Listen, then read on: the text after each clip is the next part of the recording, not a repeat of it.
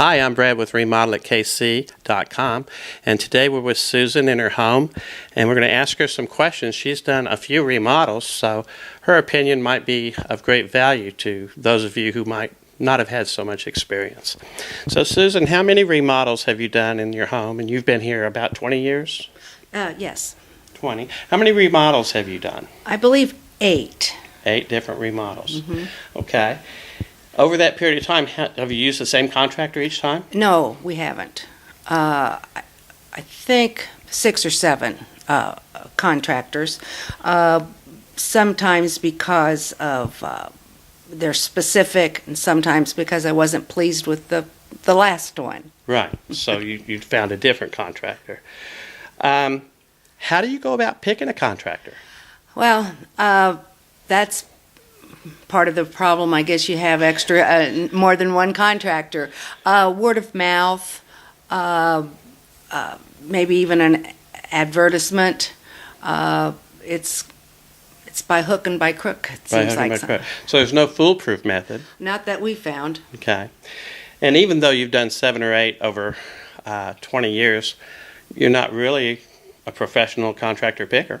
Not at all. Right. So I would say you're above average as far as what people normally would come up against, because 8 over that amount of time is quite a bit. It's quite a bit, and you seem to go at it with a good attitude.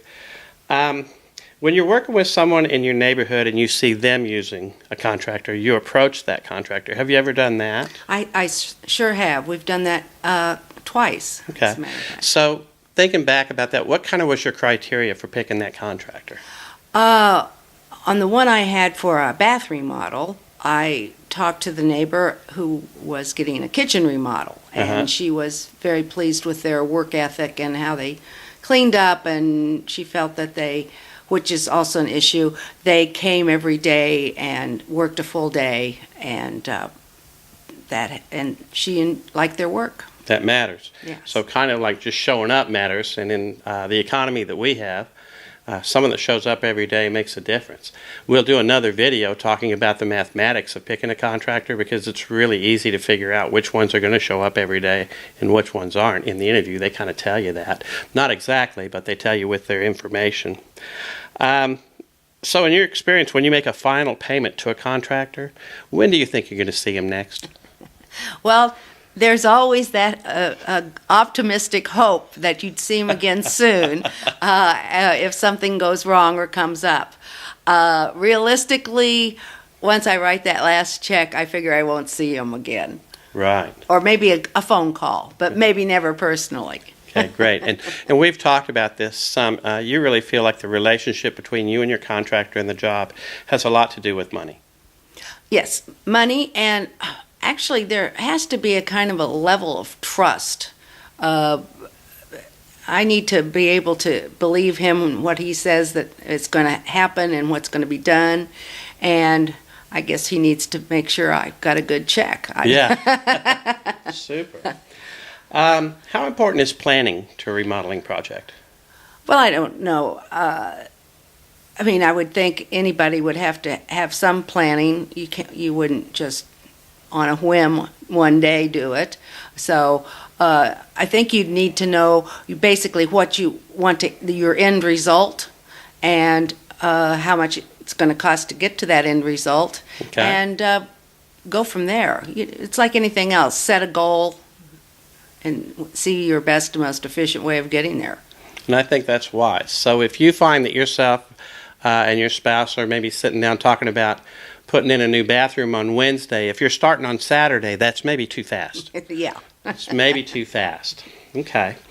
Would it be worth it to use a general contractor over and over again, someone that you could hold accountable and rely that this person is practiced at starting projects and getting them executed week in, week out, even though that might cost a little more?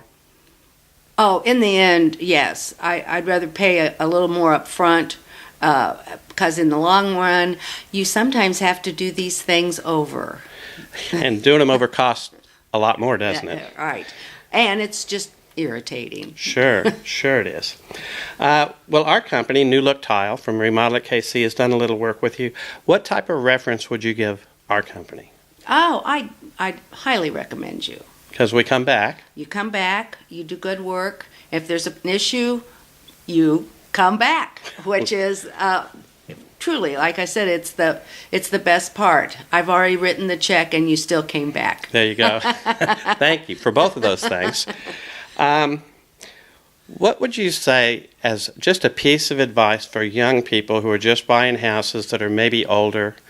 And I want to let the viewers know that you were raised on a farm, and I think that makes a difference because farm people tend to do things from the ground up.